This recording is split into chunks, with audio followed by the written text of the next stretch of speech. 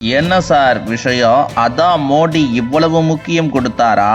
மொத்த விஷயமும் வெளிவந்தது. பிரதமர் மோடி அவரது ஆட்சியில் முன்னாள் பிரதமர் வாஜ்பாய் அவர்களுக்கு ஏன் முக்கியத்துவம் கொடுக்கிறார் என அவரை அறிந்த பலருக்கும் தெரிந்திருக்கும். ஆனால் இப்போது குறிப்பிடப்பட்டுள்ள 5 விஷயங்கள் தற்போது இளம் தலைமுறை மத்தியில் இவ்வளவு விஷயம் நடந்திருக்கிறதா என ஆச்சரியம் அடைய செய்திருக்கிறது. இன்று நாடு முழுக்க சுஷாசன் திவஸ் என்று ஒரு நாள் கொண்டாடப்படுகிறது. ஆனால் இந்த நாளுக்கு பின்னாடி இருக்கும் கதையை பலருக்கும் தெரியாது. அரசியல் வரலாற்றில் ஒரு காலகட்டம் இந்தியா ஆட்சி செய்யப்படுகிற நாடுன்னு இல்லாம மக்களுக்கு சேவை செய்யும் நாடுன்னு மாற ஆரம்பிச்ச ஒரு முக்கிய திருப்பு முனையது. 1998 முதல் 2004 வரை நாட்டை வழிநடத்திய வாஜ்பாய் அரசு இந்திய ஆட்சி முறைக்கே ஒரு புதிய அர்த்தம் கொடுத்தது. லைசன்ஸ் ராஜ்னு சொல்லப்பட்ட கட்டுப்பாட்டு மனப்பான்மையை மெதுவாக கலைத்து வளர்ச்சிக்கான கதவுகளை திறந்த காலம் அது. அந்த மாற்றத்தின் முதல் அடையாளம் சாலை புரட்சி.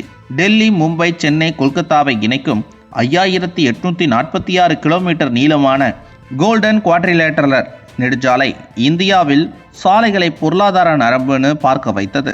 அதே நேரத்தில் கிராமங்களுக்கு எல்லா காலத்துக்கும் பயன்படும் சாலைகள் கொண்டு வந்த பிரதான் மந்திரி கிராம் சடக் யோஜனா விவசாயிகளுக்கு சந்தை வாய்ப்புகளை நேரடியாக கொண்டு போய் சேர்த்தது.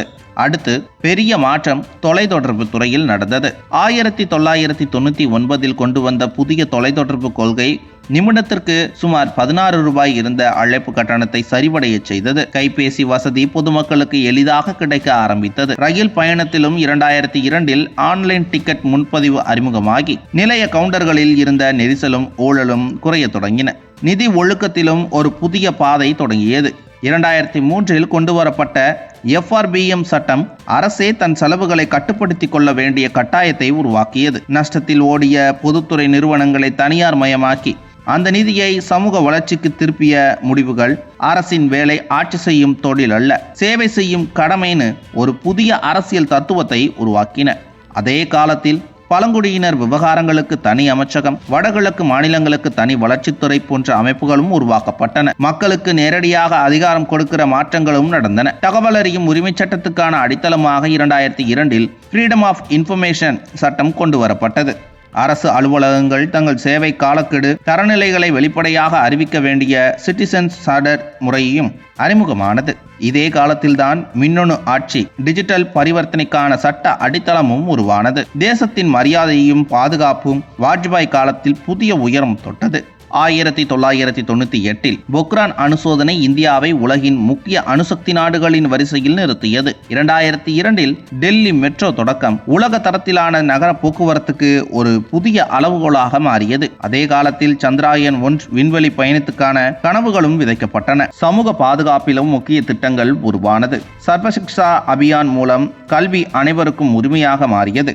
அந்தியோதய அன்ன யோஜனா மூலம் மிக ஏழைகளுக்கே மாதம் 35 கிலோ தானியம் வழங்கப்பட்டு பசியால் யாரும் உயிரிழக்க கூடாது என்ற இலக்கை அரசு எடுத்துக்கொண்டது. விவசாயிகளுக்கான கிசான் கிரெடிட் கார்டு கடனாளர்களிடமிருந்து அவர்களை விடுவிக்கும் ஒரு பாதுகாப்பு வலையாய் மாறியது.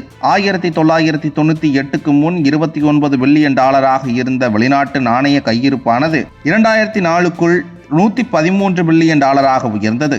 வளர்ச்சி விகிதம் 8% மேல் சென்றது. இரட்டை இலக்க பணவீக்கம் கட்டுப்பாட்டுக்குள் வந்தது. இன்று நாம் பயணிக்கும் நெடுஞ்சாலைகளும் பயன்படுத்தும் கைபேசிகளும் நம்பும் டிஜிட்டல் முறைகளும் எல்லாம் அந்த காலத்தில் விதைக்கப்பட்ட விதைகளின் விளைவுதான்.